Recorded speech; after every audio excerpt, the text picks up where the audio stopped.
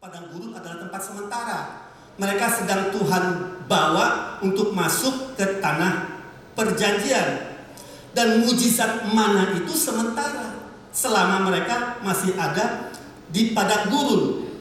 Tapi tahu nggak Bapak Ibu apa yang terjadi ketika bangsa Israel masuk ke tanah perjanjian?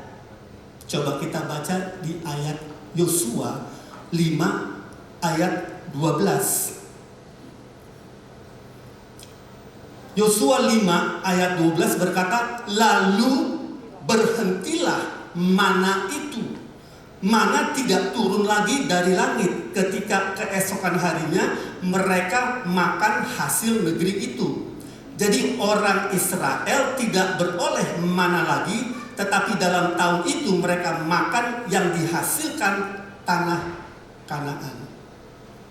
Jadi Tuhan tidak lagi melakukan mujizat bagi bangsa Israel karena sekarang mereka dapat makan dari tanah yang mereka kelola sendiri. Nah, ini yang saya ingin tunjukkan kepada Bapak Ibu, bahwa mujizat itu adalah untuk sementara waktu. Dan itu dilakukan Tuhan karena ada krisis. Jadi kalau Anda ingin Tuhan lakukan mujizat dalam hidupmu, itu menunjukkan Anda berada dalam krisis. Paham Bapak Ibu? Dan kalau Anda ingin Tuhan melakukan mujizat demi mujizat demi mujizat, itu berarti Anda sedang berjalan dari satu krisis ke krisis berikutnya dan ke krisis berikutnya. Itu bukan gambaran kekristenan yang baik Bapak Ibu. Dan itu tidak mencerminkan sifat Tuhan yang sesungguhnya. Tuhan ingin kita tidak hidup dari mujizat kepada mujizat. Dia ingin kita hidup di dalam berkat-berkat-Nya. Jadi sekarang Anda mengerti perbedaan apa itu mujizat dari berkat. Saya tidak sedang mengkritik mujizat, tetapi ada sesuatu yang lebih baik dari mujizat, dan kita harus memahaminya, mempelajarinya dari kebenaran firman Tuhan, karena inilah yang terbaik dari Tuhan. Dan saya berharap Bapak Ibu buka hati melihat apa yang Tuhan ingin sampaikan kepada setiap dari kita, sehingga kita tidak harus hidup dari krisis ke krisis ke krisis mengharapkan mujizat, mujizat dan mujizat, tetapi kita semua hidup di dalam berkat Tuhan. Amin. Nah, sekarang saya akan masuk menjelaskan kepada Bapak Ibu apa itu berkat. Karena kalau kita bicara berkat, otomatis semua kita memikirkan sesuatu yang fisik, yang bisa disentuh, bisa dilihat, seperti uang, mobil, berlian, emas. Semua yang selama ini kita anggap berkat-berkat fisik itulah berkat dari Tuhan. Saya mau katakan kepada Bapak Ibu, dan ini mungkin agak sedikit mengubah pemikiran kita dengan secara agak sedikit radikal, karena memang kita membutuhkan itu agar kita memahami bagaimana Alkitab mendefinisikan berkat. Karena kita selama ini menyikapi berkat secara salah, secara duniawi. Dan itu membuat kehidupan kita justru lebih melenceng lagi dari apa yang Tuhan ingin lakukan lewat kehidupan kita. Bapak Ibu, berkat itu tidak bicara tentang benda. Saya mau katakan kepada Bapak Ibu, berkat tidak identik dengan benda. Nah, saya akan jelaskan dari Alkitab apa yang Tuhan maksudkan dengan berkat. Kita harus kembali kepada asal kata itu digunakan oleh Tuhan Allah sendiri, yaitu di kitab Kejadian 1, 26-28. Di situ kita lihat bagaimana Tuhan Allah menciptakan Adam dan Hawa. Dan sebelum mereka diciptakan di hari ke-6, segala sesuatu yang mereka butuhkan, Tuhan sudah sediakan. Tuhan tidak pernah menciptakan apa-apa setelah Adam dan Hawa diciptakan. Itu kita bisa baca di Kejadian 1 ayat 31 kalau tidak salah, tapi kita tidak usah baca. Jadi artinya setelah Tuhan menciptakan semuanya, lalu Dia menciptakan Adam dan Hawa. Dan apa yang Tuhan Allah katakan di ayat 28. Dikatakan begini, Allah memberkati mereka, lalu Allah berfirman kepada mereka, dan seterusnya. Di sini kita membaca Allah memberkati mereka dengan apa? Dengan perkataannya. His word. Perkataan yang keluar dari mulutnya. Tuhan memberkati Adam dan Hawa. Jadi sebenarnya berkat itu bukanlah benda, tetapi perkenanan atau his favor, bahasa Inggrisnya, perkenanan Tuhan yang diucapkan atas Adam dan Hawa. Dia mengucapkan berkat perkenanannya atas Adam dan Hawa.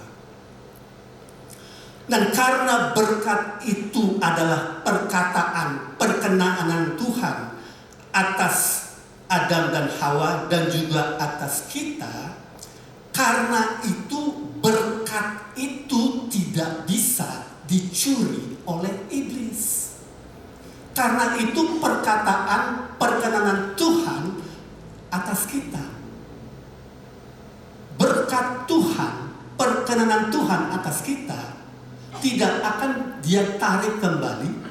Apa yang keluar dari mulutku tidak akan kembali kepadaku dengan sia-sia. Iblis tidak bisa mencurinya. Satu-satunya orang yang dapat menggagalkan berkat Tuhan atas hidup kita adalah diri kita sendiri.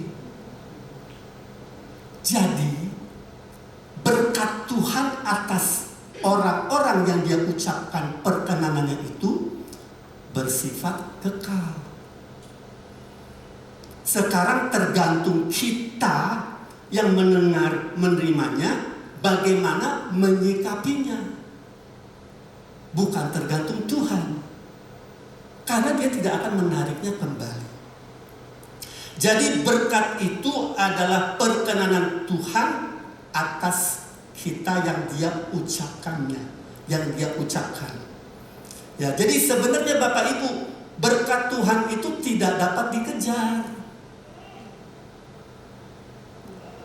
Kita tidak dapat membuat diri kita layak untuk mendapatkan berkat Tuhan. Maksud saya, berkat Tuhan itu tidak diberikan berdasarkan kelayakan kita atau perbuatan kita. Berkat dari Tuhan diberikan kepada kita berdasarkan ikatan janji. Covenant dalam bahasa Inggrisnya, atau perjanjian antara kita dan Tuhan. Waktu Tuhan Allah mengucapkan berkat atas Adam dan Hawa, Dia sudah melakukan perjanjian dengan mereka bahwa Adam, kamu akan menjadi penguasa di dunia ini.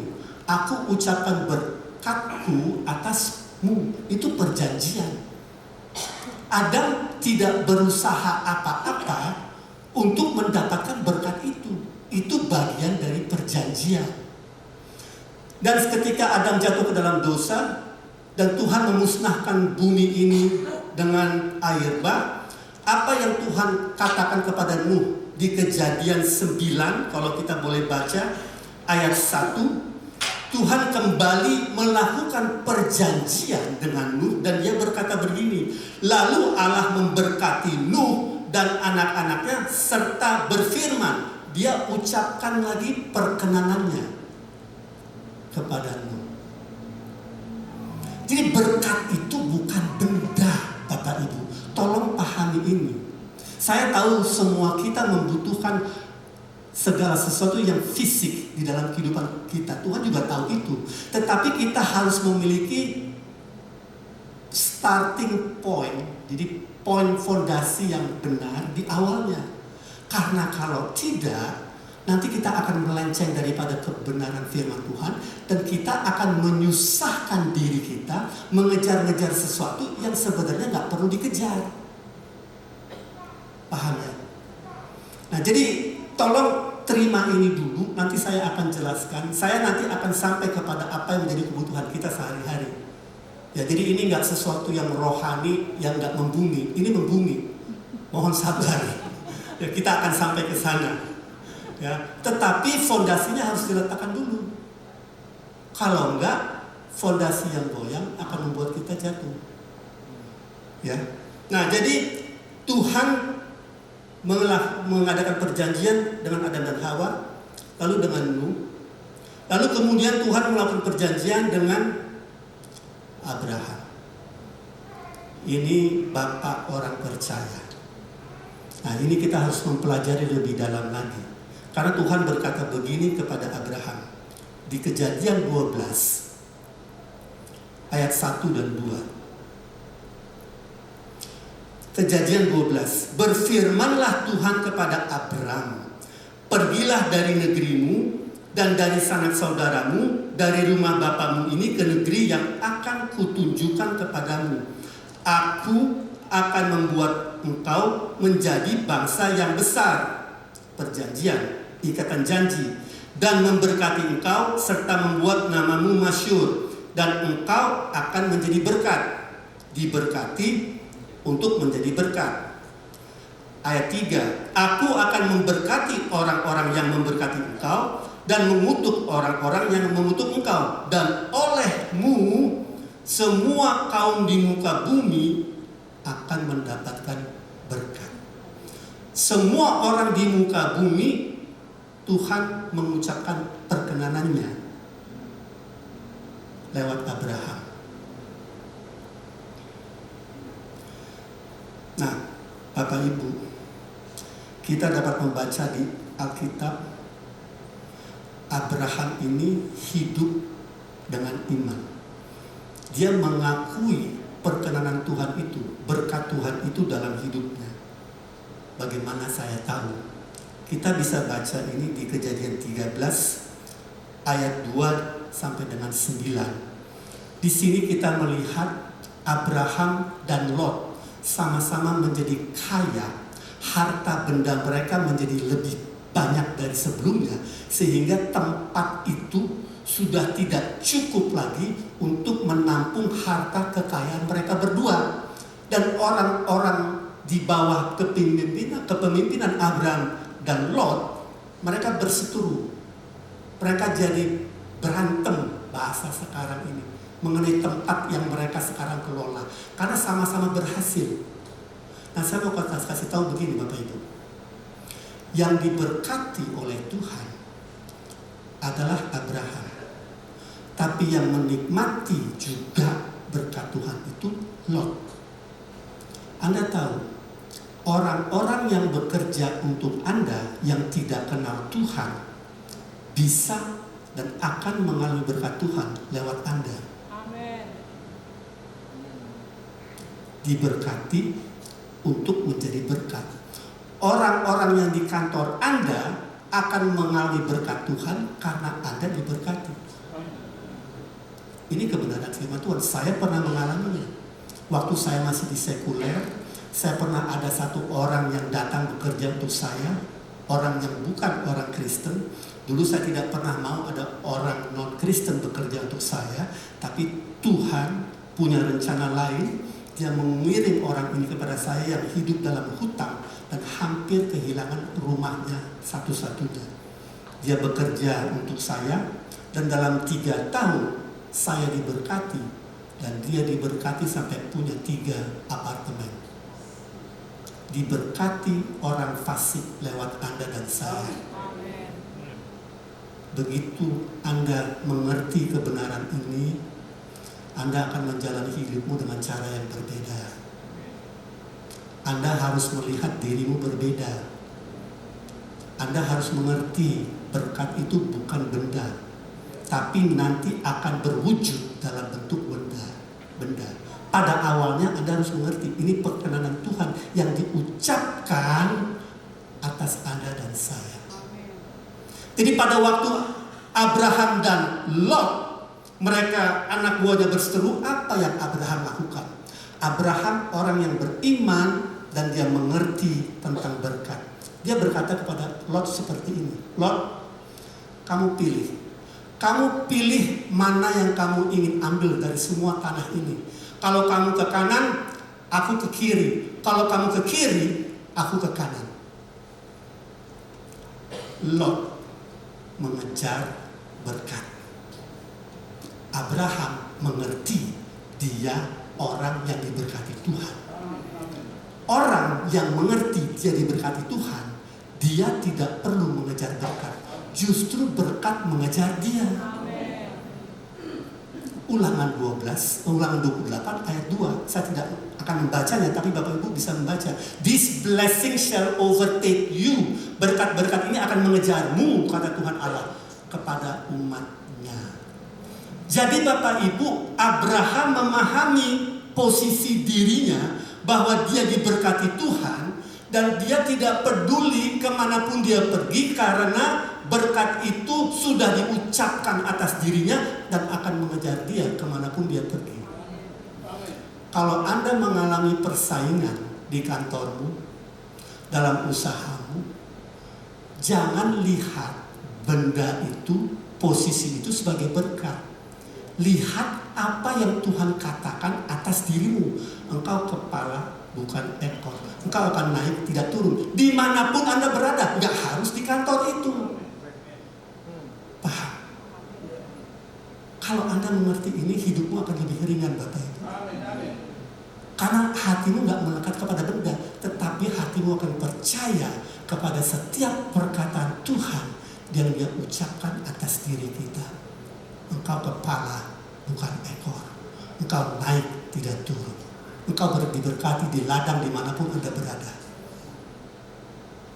Nah, jadi Bapak Ibu, kita perlu memahami kebenaran ini. Dan kita perlu menyikapinya dengan benar. Mungkin Bapak Ibu sekarang berpikir, itu kan Abraham. Gimana dengan saya? Ini tahun 2025 loh Pak, lagi ada Krismon.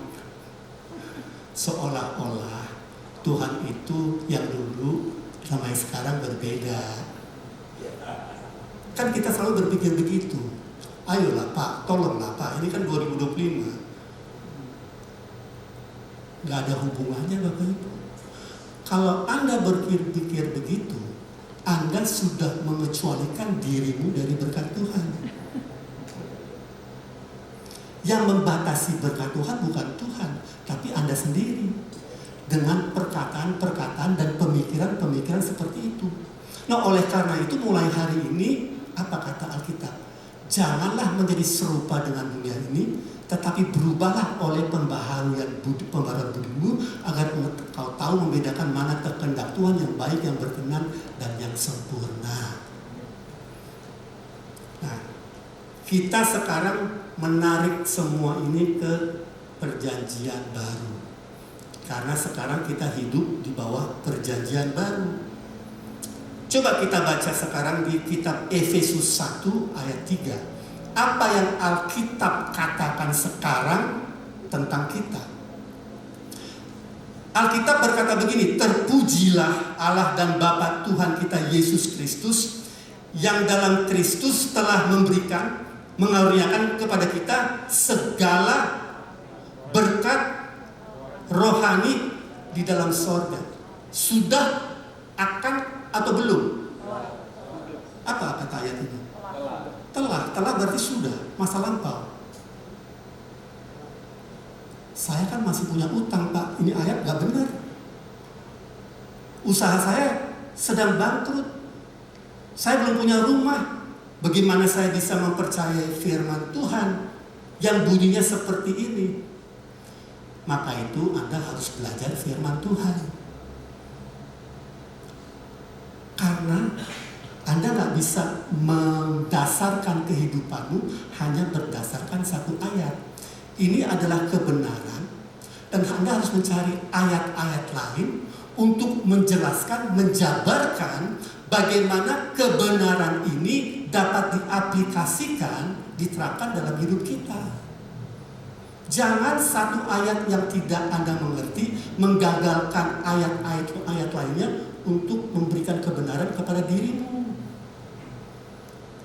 Itu bukan sesuatu yang baik untuk dilakukan.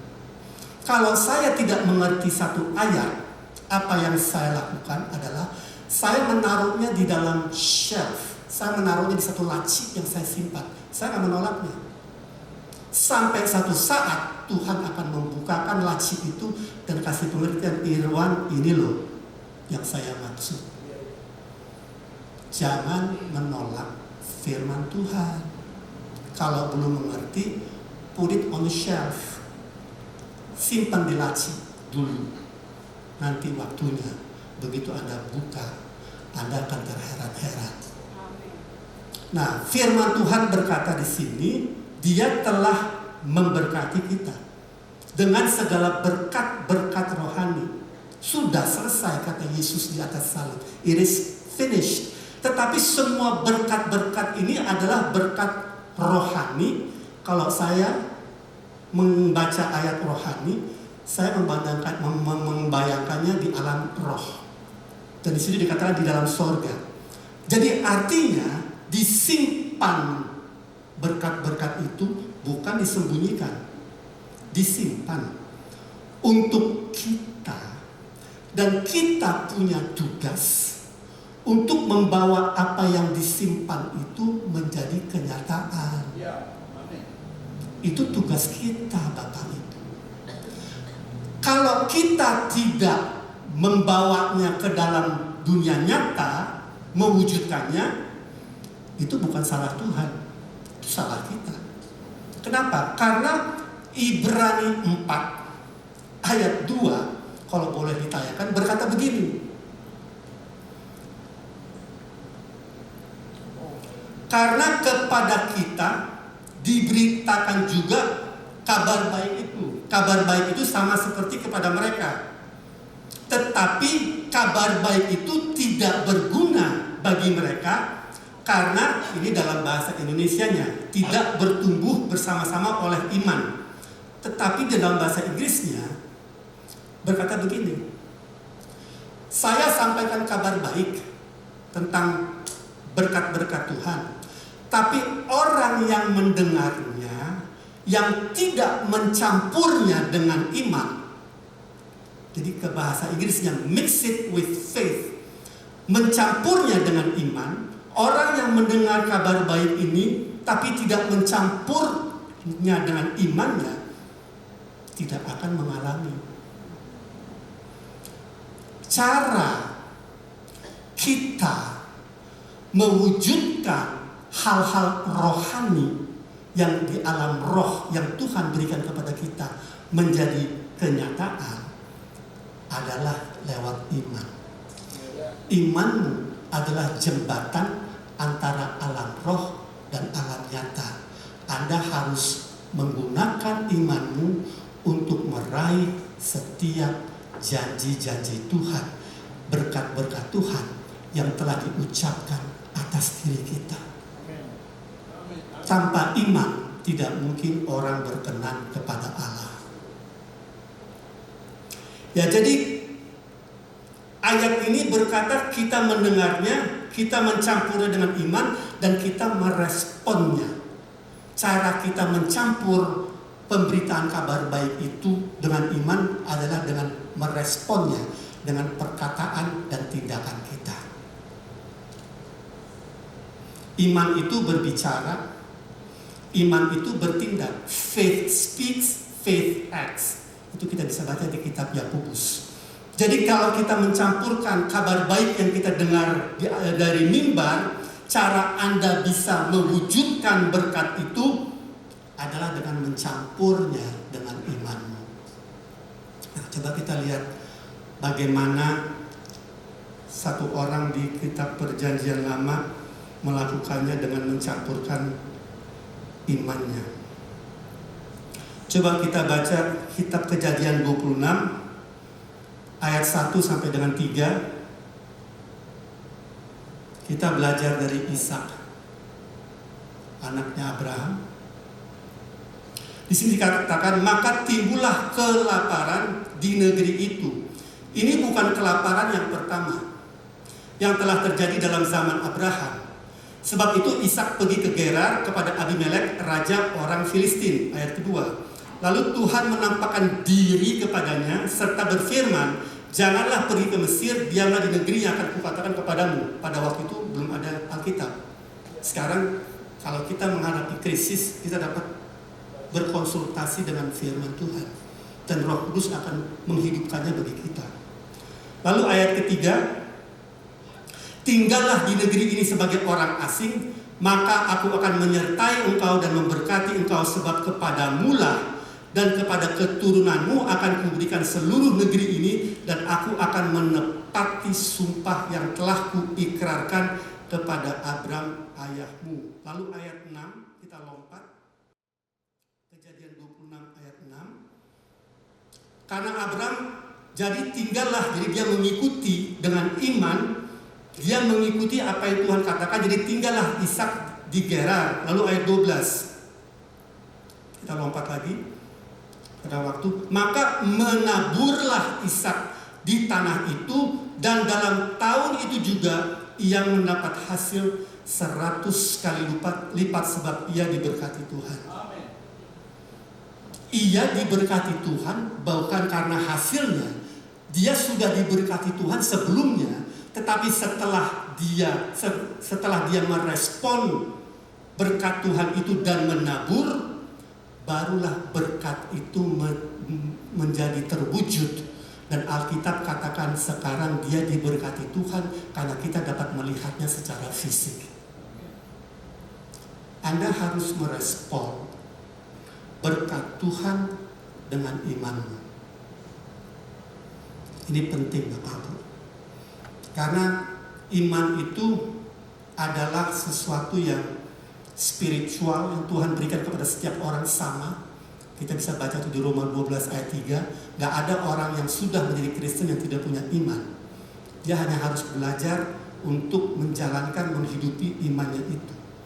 Dan sama seperti Ishak, kita juga seharusnya dapat menghidupinya. Oleh karena itu, Bapak Ibu, kalau ada krisis ekonomi, krisis moneter di Indonesia atau dimanapun Anda berada, dan bila usaha Anda, perusahaan Anda sekarang terpengaruh oleh karena krisis itu, Anda harus mengambil tindakan untuk mengatasinya. Anda harus mengambil tindakan untuk mengatasinya. Tuhan akan menuntut Anda untuk mengatasinya. Dan cara pertama, respon pertama yang Anda harus lakukan adalah memahami bahwa Anda diberkati Tuhan. Bahwa perkenanannya telah diucapkan atas diri Anda. Lalu Anda merespon minta hikmat Tuhan untuk mengatasi masalah yang sedang Anda hadapi di dalam usaha atau perusahaanmu. Ini Bapak Ibu merupakan yang terbaik dari Tuhan, yang Tuhan ingin berikan kepada kita. Bukannya hidup dari mujizat kepada mujizat yang Tuhan dengan senang hati akan melakukannya. Tapi itu hanya menandakan Anda sedang berada dalam krisis. Tapi Dia ingin Anda hidup dari berkat kepada berkat kepada berkat, dari kepenuhan kepada kepenuhan ilahi di dalam hidupmu. Nah, sekarang saya mau masuk kepada hal-hal praktis. Mungkin ini yang ditunggu-tunggu beberapa orang. Pak, gimana saya bisa diberkati? Pekerjaan aja saya nggak punya. Benar nggak? Saya butuh uang. Ya, kalau Anda butuh uang, jangan minta uang kepada Tuhan. Minta pekerjaan. Kalau Anda butuh uang, Jangan minta uang kepada Tuhan, minta pekerjaan. Tuhan memberkatimu lewat pekerjaan tanganmu. Susah untuk Tuhan memberkati orang yang gak bekerja. Itu berarti dia harus melakukan mujizat.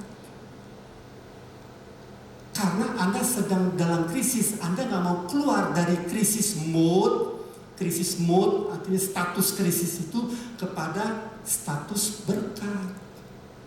Anda harus keluar dari pola pikir bahwa Anda berada dalam krisis. Anda harus pindahkan dirimu. Aku kepala, bukan ekor. Aku naik, bukan turun. Aku diberkati dimanapun aku berada karena perkenanannya sudah diucapkan atas diriku. Anda harus mengubahnya, pola pikirmu, dan minta pekerjaan. Karena Ulangan 28 ayat 12, kalau saya tidak salah, di situ dikatakan dia memberkati pekerjaan tangan kita. Coba kalau boleh ditayangkan Ulangan 28 ayat 12. Tuhan akan membuka bagimu bendaharanya yang melimpah yang di langit untuk memberi hujan bagi tanahmu pada masanya dan memberkati segala pekerjaan tanganmu. Manusia diciptakan untuk bekerja, Bapak Ibu.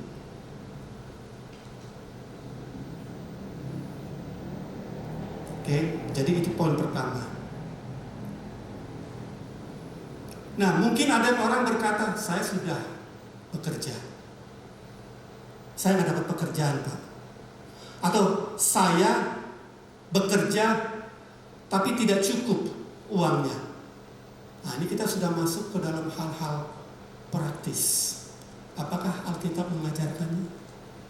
Ya, kalau Anda pelajari, Tuhan mengajarkannya.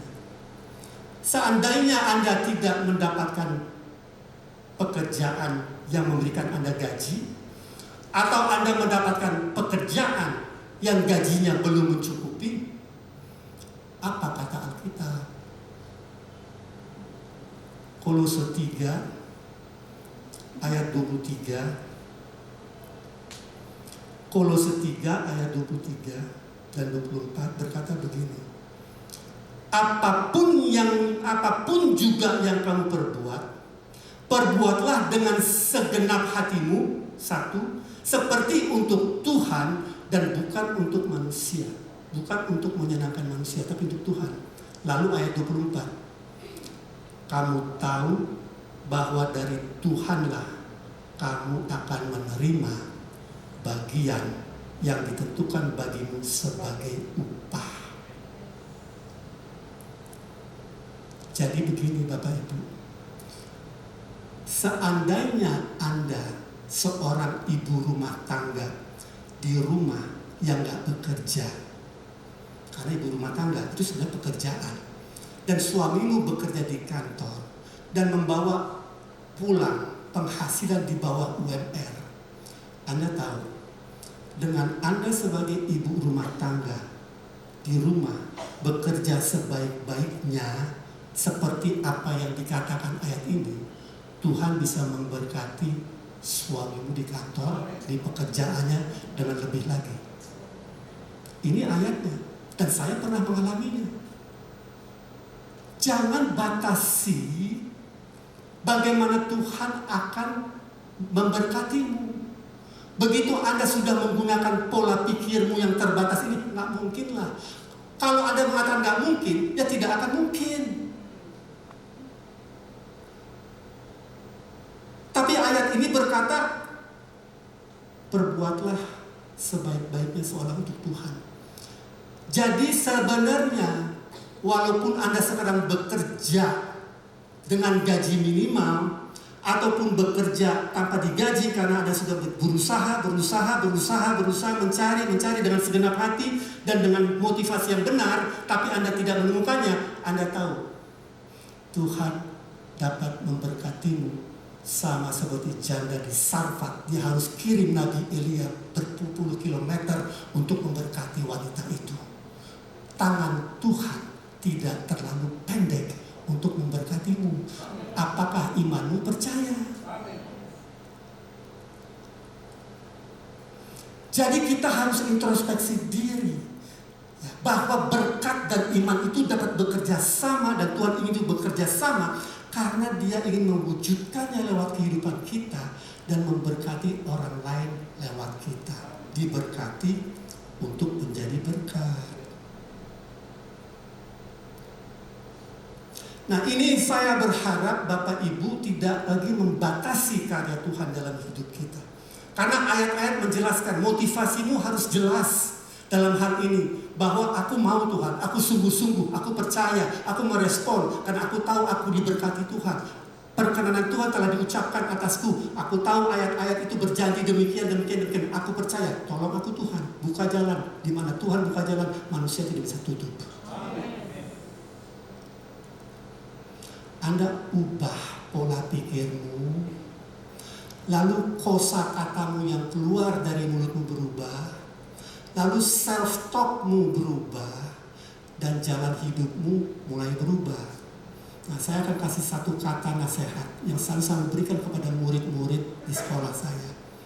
Perubahan yang kamu inginkan di luar hidupmu dimulai dari dalam hatimu.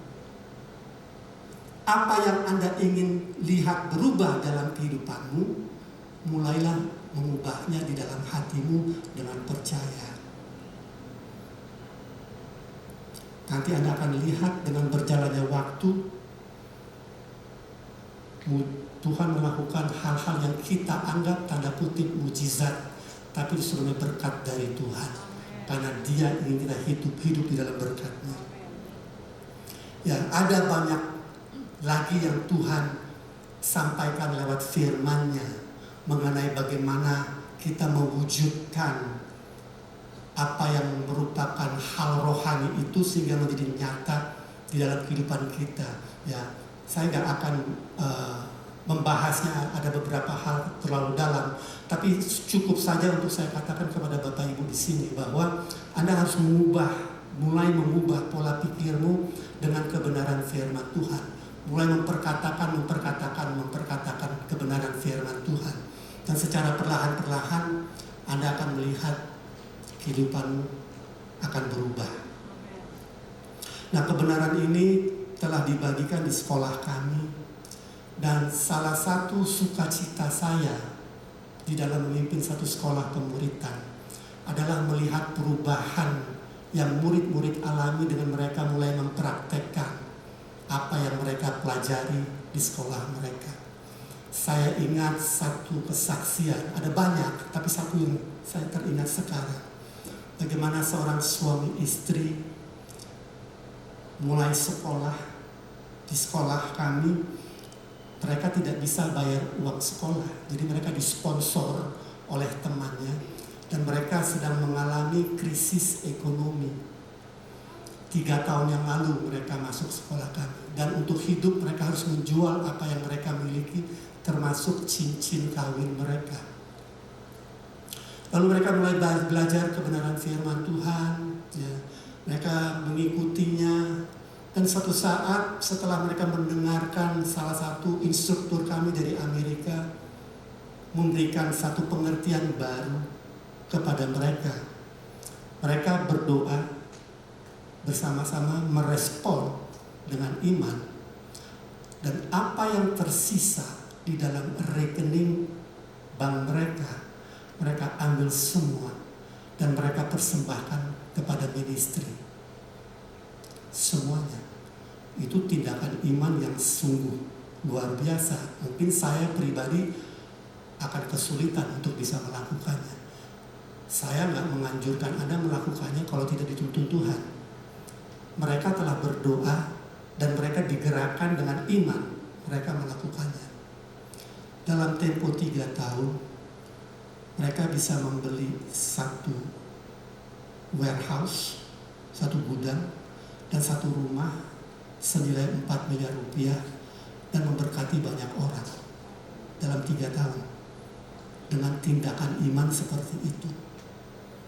Pertanyaan saya kepada Anda, tindakan iman apa yang Anda perlu lakukan untuk menunjukkan bahwa Anda mau merespon berkat Tuhan yang Dia telah sediakan lewat Yesus Kristus Tuhan kita.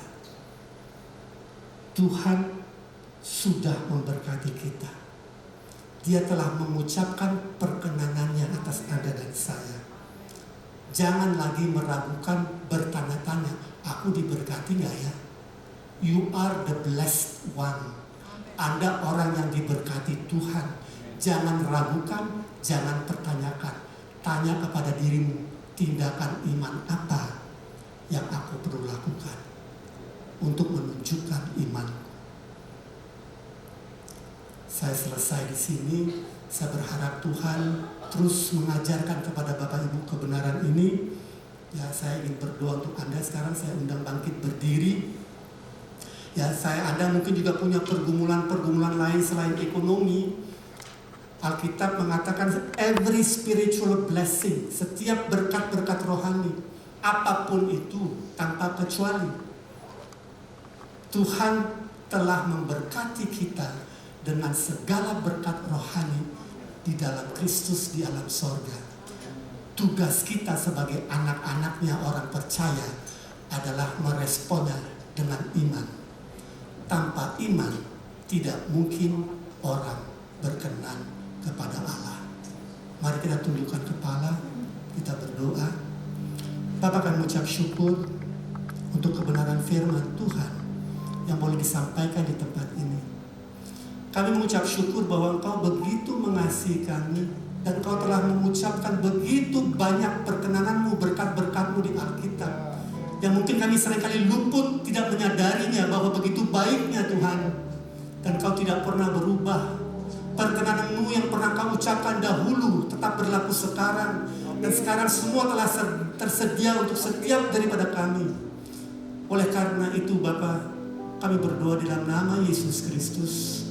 Roh Kudus, Roh yang menuntun kami kepada seluruh kebenaran, akan menghidupkan firman itu di dalam setiap hati anak-anak-Mu, sehingga berkat-berkat Abraham, Ishak dan Yakub datang kepadamu, dan dengan oleh imanmu Anda meraihnya, sehingga hanya satu nama yang ditinggikan, dimuliakan, diagungkan, Yesus Kristus Tuhan kita, yang adalah gembala dan pemelihara jiwa kita.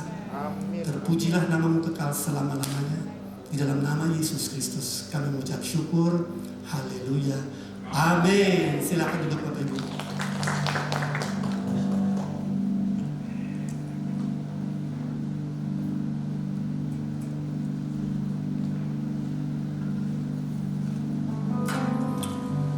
Semua diberkati? Siapa orang yang diberkati Tuhan? Angkat tangan buat ini. Haleluya. Terima kasih banyak Pastor Irwan. Ya, saya tahu sebagai Direktur Karis yang Tuhan panggil luar biasa Jakarta ini berkat besar. Hari ini saudara dengar perkenanan Tuhan diucapkan dari sini buat kita semua. Tidak akan dibatalkan, tidak akan dicuri, si jahat tidak bisa ambil.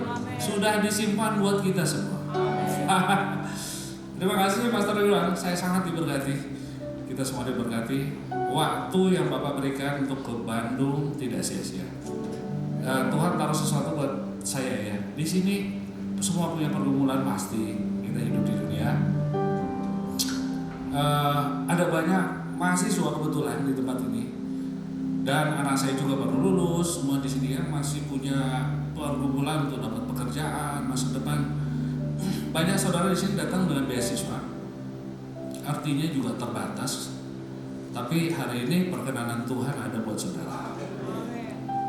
Saya rindu banget ya, apa yang ditabur hari ini jadi kenyataan.